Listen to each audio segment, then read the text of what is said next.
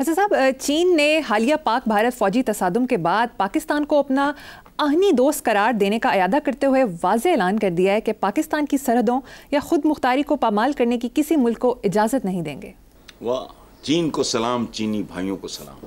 ये मैं बिरादर बरूदर जो है ना, मैं इन लफ्ज़ों से बहुत चिढ़ता हूँ। असल बात है आहनी दोस्त। बिरादर तो बिरादरान यूसुफ भी होते हैं। बिरादरान के दौरान इस मुल्क में मुकदमे नहीं चलते हैं। कौन सा बड़ा ग्रुप है जो आज अपनी ओरिजिनल हालत में है? नहीं, इससे बगरे हुआ, कहानी खत्म। दोस्ती एक ऐसा रिश्ता है, ये याद रखना जिंदगी में। ये फारूक साहब को भी पता है, अतर साहब को भी पता है, आपका मुझे नहीं पता आपको पता है कि नहीं। मेरी दोस्तियों की उम्रें 50 साल 55 साल से कम नहीं है। नेक्स्ट टाइम जब आओगे तो I will show you the room.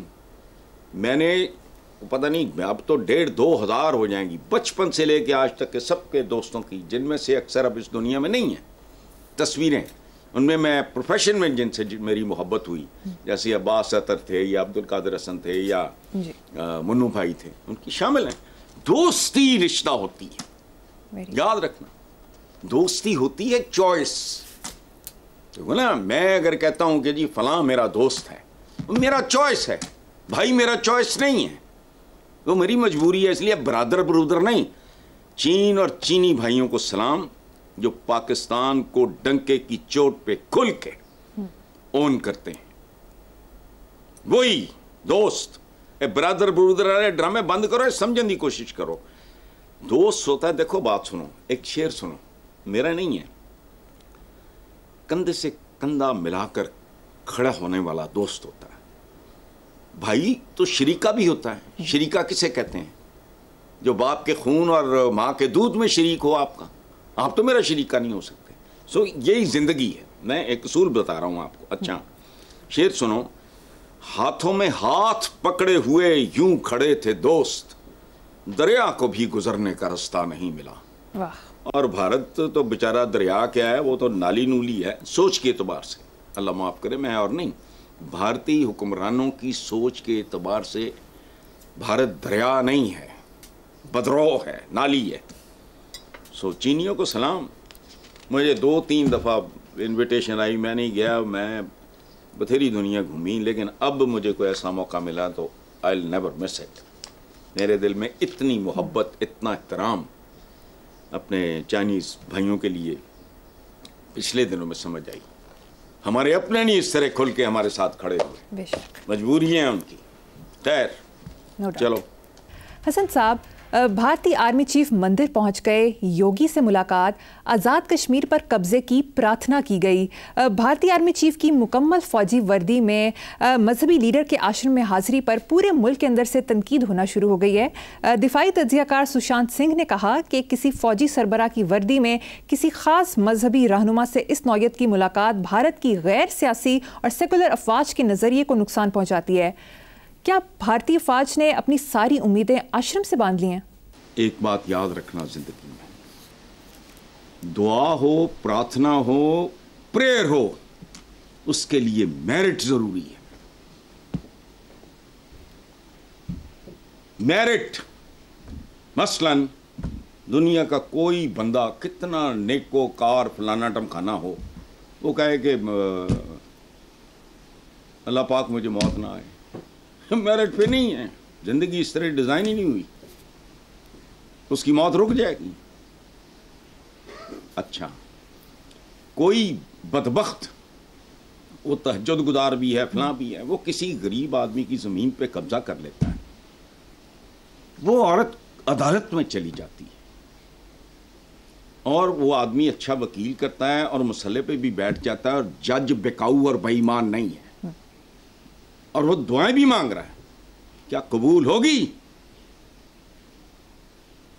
ये तो रब्बुल, वो देखो ना, अपने भगवान प्रार्थना किससे, दुआ किससे? उसके लिए मेरिट चाहिए। मेरिट नहीं है इनके पास। आज़ाद कश्मीर हो या मकबूजा कश्मीर हो, वो कश्मीरियों का फैसला होना चाहिए। मैं कोई सियासी बात नहीं कर रहा। बेज़मीरे, बेअक्ले, मेरे करतूत कुछ हो, दुआएं मैं कुछ मांगूंगा। दुआ के लिए मेरिट बहुत ज़रूरी है, एक बात ये याद रखना। अच्छा, अब ये आर्मी चीफ की मुकम्मल वर्दी में मजहबी लीडर के आश्रम में हाजिरी वगैरह, ये मेरी अकल से बाहर है ये बात। आदमी तो आदमी है, उसके ऊपर वर्दी है, कल नहीं होगी, फिर क्या है, कपड़ों से क्या होता है। अगर वो चला गया तो बहरहाल, लेकिन मैं इस पर कोई तबसरा नहीं कर रहा।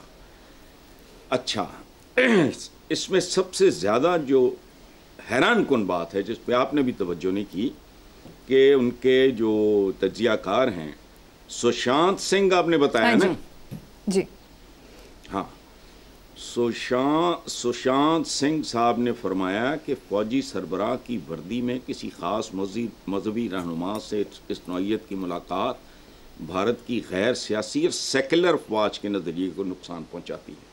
बिल्कुल बोगस बात, बेबुनियाद बात। देखो बात सुनो, हिंदुस्तान भारत तवा के बाद तो सेकुलर रहा ही नहीं। उसकी, अल्लाह ना करे मैं किसी के लिए कोई बददुआ नहीं, उसकी बर्बादी के पीछे यही है। जब तक सेकुलर का मतलब कोई बेदीन और लादीन होना नहीं होता। हमारे यहाँ जाहिल जो बहुत से दानिश्वर हैं इस मुल्क में, वो सेकुलर होने को गैर मजहबी होना समझते हैं। ये नहीं, सेकुलर का मतलब ये है कि एक स्टेट के लिए सब बराबर हैं। मतलब पाकिस्तान है, यहाँ हिंदू हो, सिख हो, क्रिश्चियन हो, पारसी हो, अगर कोई किसी के साथ जुल्म ज्यादती करता है तो वो चाहे अक़लियत का बंदा हो, उसको मिलना चाहिए इंसाफ। सेकुलरिज्म का खात्मा इनफैक्ट किसी भी मुल्क का खात्मा होता है, याद रखना। और हिंदुस्तान के बारे में मैं जो हिंदुस्तानियों को कहता हूं कि खुदा का वास्ता होश करो, ये तरीका नहीं है इस दुनिया में जिंदा रहने का। तो भारत हिंदू तवा के बाद कैसे सेकुलर है, कैसे कह दिया उन्होंने, सुशांत सिंह साहब ने, पढ़े लिखे होंगे, ज़बान से निकल गया होगा। बिल्कुल नहीं secular, Bharat is no more a secular country. वो तो बहुत पुरअमन जगह होती है जहां छोटी तरीन अक़लियतों के लिए भी इंसाफ होता है, अनाज होता है, इल्म होता है, यानी बुनियादी ज़रूरियात ज़िंदगी। तो ये मेरी समझ से बाहर है कि आर्मी चीफ का वर्दी में, और ये क्यों वर्दी में नमाज का वक्त होगा तो हम नमाज नहीं पढ़ेंगे? पढ़ते हैं, उसमें क्या है? वर्दी एक लिबास है ना, एक प्रोफेशनल है। अगर वो गया है तो ये मेरी अकल से बाहर की बात है, मैं कंफर्म हूँगा, मैं उसका एतराफ़ करता हूँ, लेकिन it doesn't make any sense. The only thing which is objectionable वो ये है कि भारत की गैर सियासी और सेकुलर अफवाज के नज़रिए को, किधर सेकुलर है, गैर सियासी है, क्योंकि वहाँ कुछ और है, फैशिज्म है, पागलपन है, जुनून है, वो भी गैर सियासी होता है। सियासी और चीज़ है, सियासत और चीज़ है, और सेकुलर का तो सवाल ही नहीं पैदा होता। The ruling party is not at all a secular party. Congress होती तो चलो बात भी थी, छोड़ें।